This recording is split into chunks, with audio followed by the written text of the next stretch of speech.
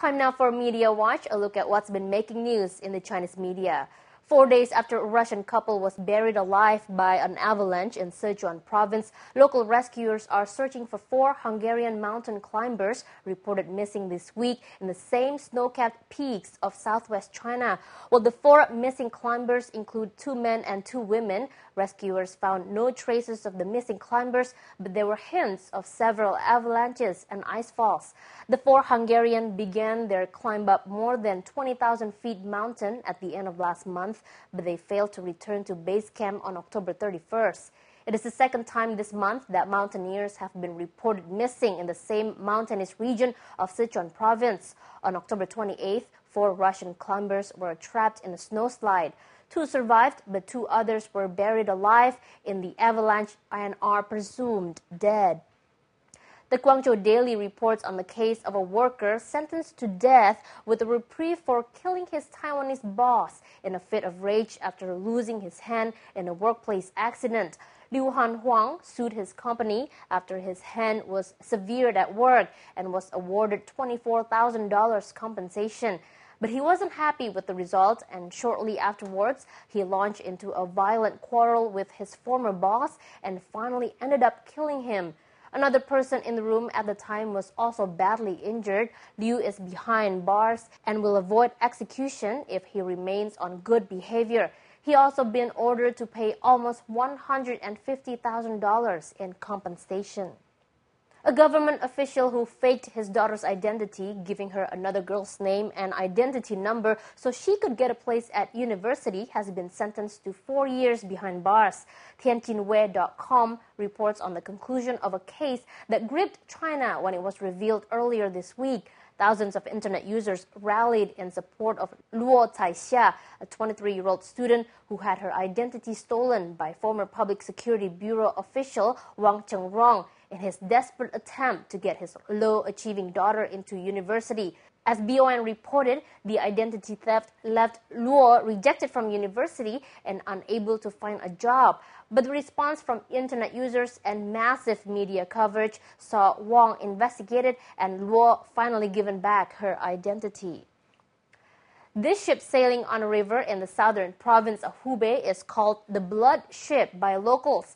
In the past 10 years, it has shipped people from Sunjiawan, one of the poorest villages in China, to Yunshan County.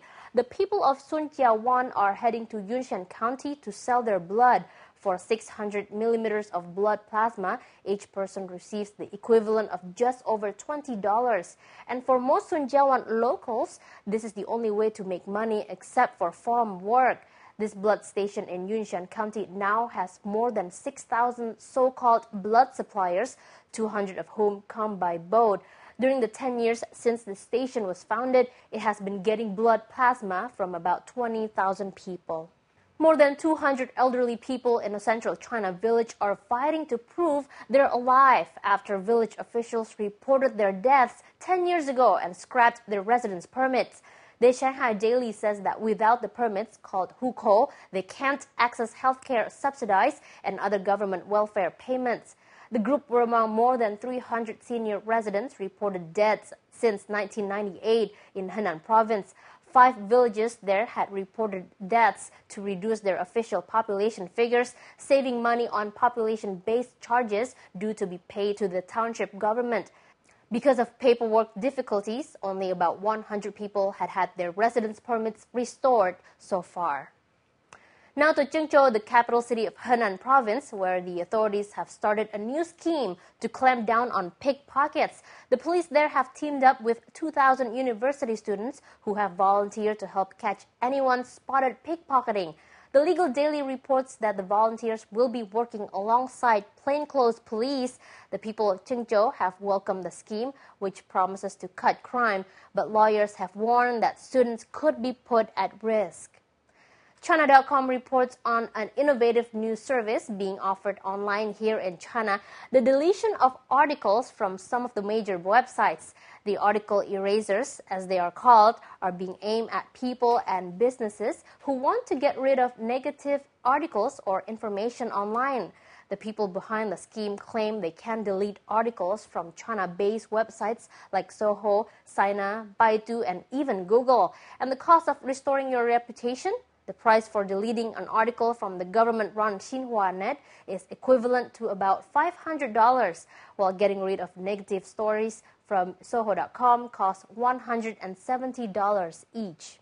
Rainbow flags covered downtown Taipei earlier this week as thousands of participants in this year's Taiwan Lesbian, Gay, Bisexual, and Transgender, or LGBT, Pride Parade took to the streets. Taiwan's gay community has called on the island's government to better protect gay rights. Slogans were shouted by dozens of different organizations. Now in its 7th year, the Taiwan LGBT Parade has grown from a humble gathering of 500 participants in 2003 to become the largest annual LGBT parade in Asia. Organizers estimated that there were more than 25,000 participants this year, 5,000 more than they had originally expected. Christian groups held an anti-gay march in Taipei the previous weekend, with 2 former Presbyterian church pastors emphasizing the traditional definition of marriage. A 105-year-old woman in Hunan province has told the Shanxiang Metropolis Daily she hopes to live for another 13 years and become China's oldest living human. Chen told reporters she would continue to eat right, go for daily walks, and remain calm. Chen, whose youngest son is 72 years old and eldest grandchild is 64, is healthy and can still thread a needle. Well, and that's today's Media Watch, and in fact, that's all for now from the team here at BON News. Thanks for watching and see you next time.